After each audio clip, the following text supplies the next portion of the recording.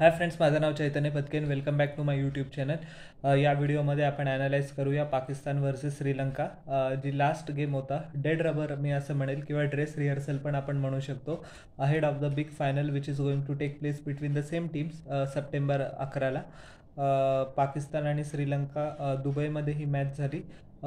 पाकिस्ताननी या मॅचमध्ये 121 धावा केल्या. ऑल आऊट झाले ते त्यांचे 20 ओव्हर पण नाही खेळू शकले. श्रीलंकेने टॉस जिंकून त्याला बॅटिंगला आमंत्रण दिले होतं. मोहम्मद रिजवाननी 14 धावा केल्या 14 चेंडूंमध्ये.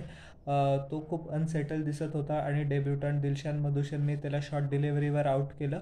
पण he is one of the best performing batsman in this Asia cup and we don't need to जज him too harshly for this performance. आपल्याला असं लक्षात घ्यायला हवं की प्रत्येकजण प्रत्येक मॅचमध्ये नाही परफॉर्म करू शकत. But Babar Azam continuously out of form आहे आणि या इनिंगमध्ये पण मी म्हणेल जरी त्यांनी 30 धावा केल्या, त्याला 29 चेंडू लागले अँड ही डिडंट टूक अशोर्ड ऑन क्रीज. तो त्याचा नॅचरली जसं फ्री फ्लोमध्ये नव्हता खेळत आणि हे खूप कॉज ऑफ कन्सर्न असेल, कारण या इनिंग्सला पण मी फेलियर म्हणून क्लासिफाय करेल and it is is 5th consecutive failure ahead of the Asia cup final. समजा if he turns up and plays a match winning innings, nobody will talk about his failures. But जसं की तुम्हाला माहिती आहे की तो पाकिस्तानचा best player आहे आणि पाकिस्तानला बिलकुल परवडणार नाही that he is out of form for a longer period of time. Dhananjaya डिसिल्वाने त्याची विकेट घेतली आणि तो जो बॉल होता, ज्या बॉलवर बाबर आझम आऊट झाला, त्या बॉलला तो ज्या वेळेला फॉर्ममध्ये असता तर डान्सिंग डाऊन द ट्रॅक त्याने एक सिंगल घेतला असता लॉंग ऑफवर, किंवा त्याला मिड विकेटवर एक सिंगल घेतला असता डीप मिड विकेटवर. पण त्याचा कॉन्फिडन्स यावेळेला खूप लो आहे, so he couldn't get to the pitch of the ball despite the fact that त्यांनी फीट यूज केली होती. फकर जमानने फक्त 13 धावा केल्या 18 चेंडूंमध्ये. फकर जमानचा फॉर्म पण बिलकुल चांगला नाही आहे. समजा जर तुम्ही 53 धावा हाँगकाँग विरुद्ध काढून घेतल्या, त्याला पण त्याच्यात 41 चेंडू लागले होते. एक तर तो रनआउट होतो, नाहीतर he is not very settled. आणि या मॅचमध्ये पण त्याला चान्स होता, पण तो डीप पॉईंटच्या बाउंड्रीमध्ये आऊट झाला आणि पाकिस्तानचा जो स्कोर समजा जर तो टिकला असता 17व्या-18व्या ओव्हरपर्यंत, अबाव 150 नक्कीच गेला असता. पण त्यांनी खूप घाई केली आणि आपण जसं मराठीत म्हणतो हाराकिरी केली. So that doesn't help at all. Iftikhar Ahmed 13 धावा 17 चेंडूंमध्ये, त्याला पण बिलकुल यश आलं नाही डिस्पाईट द फॅक्ट दॅट त्यांनी एक शॉट खूप मिड विकेटवर मोठा 6 मारला होता. मला असं वाटतं की त्याचा कॉन्फिडन्स खूप चांगला असेल या शॉटने, but that wasn't meant to be. Khushdil शाहने पण फक्त 4च धावा केल्या 8 चेंडूंमध्ये. He was woefully looking out of place and out of form. आणि जे स्पिनर्स होते त्यांनी अक्षरशः गळफास आवळला होता पाकिस्तानी बॅट्समनचा मिडल ओव्हर्समध्ये. So it is a cause of big concern. Mohammad नवाजनी 26 धावा केल्या 18 चेंडूंमध्ये, लॉंग हँडल वापरलं आणि त्याच्यामुळेच पाकिस्तानला 120च्या वर जाता आलं. नाही तर मोहम्मद नवाजची इनिंग्स नसती, Pakistan would have bundled out before 100. त्याचा फॉर्म पाकिस्तानसाठी खूप चांगली न्यूज आहे आणि 42 धावा त्यांनी 20 चेंडूंमध्ये भारतासोबत पण केल्या होत्या, भारताविरुद्ध केल्या होत्या. आणि या गेममध्ये पण त्यांनी 26 धावांची क्रुशल खेळी केली, जेणेकरून पाकिस्तानी मॅनेजमेंटला खूप कॉन्फिडन्स मिळेल. आणि जसं की तुम्हाला माहिती आहे की शादाब खान या मॅचमध्ये खेळला नाही, त्याला रेस्ट दिली होती इंजरीमुळे. प्रिकॉशन म्हणून त्याला बाहेर बसवलं होतं. एशिया कप फायनल तो नक्की खेळणार आहे, बट एक चांगला ऑलराऊंडर पाकिस्तानला मिळालेला आहे या टॉर्नामेंटमधनं. Asif Ali a golden duck. So did Hasan Ali. 2 बॉलमध्ये 1 पण रन त्याला नाही करता आला. त्याला नसीम शहाच्या प्लेसवर घेतलं होतं. नसीम शहाला पण रेस्ट केली आहे. आणि Usman Qadir, one of the greatest leg spinners in history, Abdul Qadir, त्यांनी 3 धावा केल्या 6 चेंडूंमध्ये. हारिस रौफने 1 रन केला फक्त. Dilshan Madushanka was the most expensive Sri Lankan bowler. 4 ओव्हरमध्ये त्यांनी 35 धावा दिल्या. महेश तीक्षणाने खूप सुरेख गोलंदाजी केली. जसं की तुम्हाला माहिती आहे पॉवर प्लेमध्ये बॉलिंग करणं सोपं नसतं and he is the spinner, so his task becomes more difficult. But त्यांनी खूप चांगलं व्हेरिएशन केलं, लाईन लेंथ मेंटेन केली, स्टम्प टू स्टम्प बॉलिंग केली आणि he didn't try to do something fancy, stuck to his basics आणि खूप चांगला परफॉर्मन्स होता त्याचा. पण प्रमोद मधुशन द डेब्युटंट 2.1 ओव्हरमध्ये 21 धावा देऊन 2 विकेट्स घेतल्या. त्याच्या कॉन्फिडन्स खूप बूस्ट झाला असेल आणि हे खूप गरजेचं असतं फास्ट बॉलरच्या कॉन्फिडन्ससाठी की स्टार्टिंगलाच त्याला विकेट मिळून गेली की he is very confident. And त्याचा थोडासा इकॉनॉमी रेट हायर साईडवर आहे, but I am sure he will work on it. त्याची ॲक्शन खूप चांगली आहे, त्याला चांगला परचेस मिळतो विकेटपासनं. आणि माझं फक्त थोडंसं कन्सर्न असंच आहे की बॅक ऑफ लेंथ त्याची थोडीशी I think go to length आहे. That will not work in international cricket. त्याला थोडासा बॉल वरती पिच करायला पाहिजे.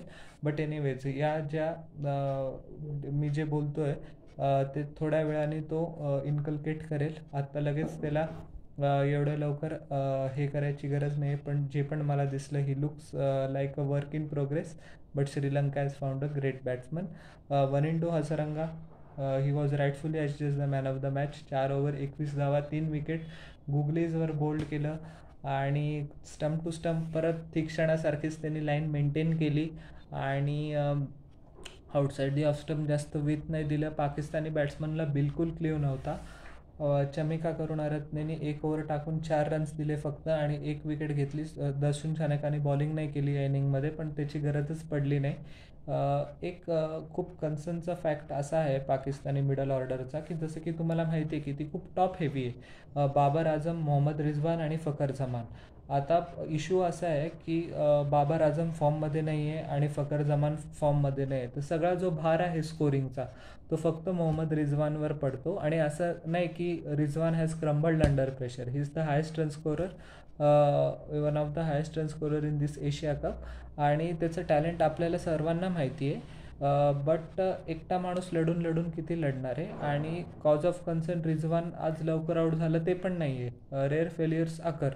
बट इफ्तिकार अहमद, खुशदिल शाह, आसिफ अली तिघांनी पण बिलकुल कॉन्ट्रीब्युशन केलेलं नाही. आणि बेसिक जे एलिमेंट्स असतात गुगली पण पिकअप नाही करता आली पाकिस्तानी बॅट्समनला. आणि मी हा ट्रेंड बघतोय Bangladeshi batsman, Pakistani batsman and somewhat in Sri Lankan batsman as well की ते गुगली हाताने नाही रीड करत आहे, ते पिचवर बॉल पडला मग करतात आहे. So that takes away crucial seconds from the batsman. आणि बॉलरला एक ॲडेड ॲडव्हान्टेज होऊन जातं. ज्या वेळेला आपण बॉल हँडमधनं रीड करतो त्यावेळेला आपण प्रीमेडिटेट करू शकतो. आणि समजा जरी आपण बॉलरला दाखवलं नाही की आपण प्रीमेडिटेट केलं आहे किंवा मग बॉलर अशा वेळेला काय करतो, आपण समजा फिट वापरली तर तो लेंथ त्याची थोडीशी मागे खेचतो. सो आपल्याला शॉट वेळेवर चेंज करावा लागतो. बट समजा आपण तसं जरी नाही केलं, आपण आपले स्पॉट माइंडमध्ये पिक केला आणि हातातनं हे बॉलला पाहिलं, so we can easily hit the bowler. So या बेसिक एलिमेंटरी चुका आहे ज्या इंटरनॅशनल लेवलवर होतात आहे.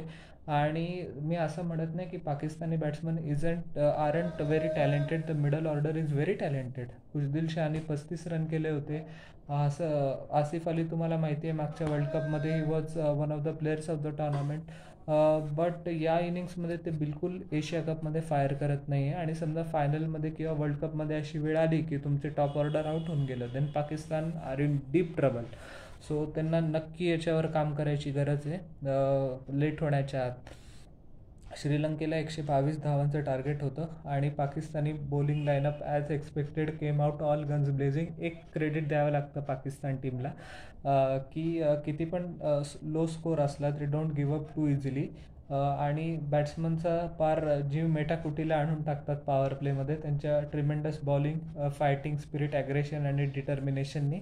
आणि हे बाकीच्या टीम्सला पण शिकण्याची गरज आहे की no matter how small the target looks, we can still go all out in the power play and attack the batsman.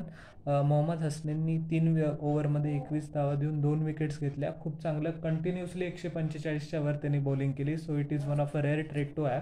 जसं की तुम्हाला माहिती आहे की त्याच्यासाठी लास्ट फ्यू मंथ्स थोडेसे डिफिकल्ट होते, त्याच्या ॲक्शनवरचा इश्यू होता.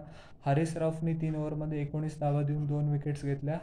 टॉप ऑर्डरला त्यांनी तनुष्का गुणतिलकेला आऊट केलं आणि धनंजय डिसिल्वाला आऊट केलं, who was coming in place of Charith Asalanka. त्यांनी पण डिसअपॉइंट केलं, पण बॉलिंगमध्ये त्याच्या फिगर चांगल्या होत्या. 4 ओव्हरमध्ये 18 रन देऊन 1 विकेट घेतली होती धनंजय डिसिल्वाने. आणि but more was expected from him on the batting front. But ripper टाकला हारिस रौफने and I don't think any batsman in the world would have been able to counter that. Bhanuka राजपक्षेने 24 धावा केल्या 19 चेंडूंमध्ये. तो पण शेवटी उस्मान कादिरला जो शॉट त्यांनी अवॉइड करू शकत होता त्याच्यावर आऊट झाला. क्रिस सिल्वरवूड जे कोच होते पण खूप डिसअपॉइंटेड होते, पण त्याच्या 2 सिक्सेसमुळे मार्जिन खूप कमी झालं आणि श्रीलंकेला मदतच झाली in the end. Dasun Shanaka the birthday boy the skipper 21 धावा 16 चेंडू 1 चौकार 2 गगनचुंबी षटकार आणि तिची दुसरी षटकार होती ती फार फाईन लेगच्या वर गेली. टॉप एजच होता तो हसनेनच्या बॉलिंगवर, but it went a long way and it was one of the highlight for the match for me. आणि वनिंदू हसरंगाने शेवटी 10 रन केले 3 चेंडूंमध्ये, त्याच्यात 2 चौकार होते. एक कॅच त्याचा थर्ड मॅनवर ड्रॉप पण झाला होता मोहम्मद नवाजकडनं हसनेनच्या बॉलिंगवर. बट एनिवेज त्यांनी 2 कॅचेस घेतले, एक रनआउट इफेक्ट केला हसरंगाने पाकिस्तानच्या इनिंग्समध्ये. So it was a Hasaranga day I would say, and he couldn't do much wrong on that day.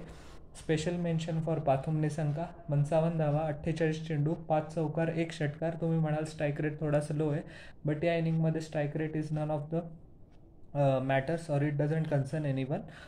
कारण 2 विकेट्स पॉवर प्लेमध्ये श्रीलंकेच्या लवकर पडल्या होत्या and he need to steady the ship. खूप चांगली बॅटिंग केली, स्ट्रेट डाऊन द ग्राउंड तो चांगला खेळतो खूप. स्ट्रीट स्मार्ट क्रिकेट आहे, वन्सला टूजमध्ये कन्वर्ट केलं, स्कोरबोर्ड हलता ठेवला आणि तो he uses is feet excellently well. कव्हर्सच्या वर चांगला खेळतो, टेक्निकली एफिशियंट बॅट्समन आहे and Sri Lanka is found a gem. Glad they stuck with him. त्याला थोडेसे फेलियर्स आले होते, but this innings proves that he is truly back into form and his performance against India back to back 50s is one to watch out for in the final. So तुम्हाला माझे या मॅचवरचे views कसे वाटले जरूर न विसरता खाली comment सेक्शनमध्ये सांगा. माझ्या यूट्यूब चॅनलला लाईक शेअर आणि सबस्क्राईब करा आणि बेल आयकॉन प्रेस करा पुढच्या नोटिफिकेशनसाठी. भेटूया नेक्स्ट व्हिडिओमध्ये. Till then everyone bye and please subscribe.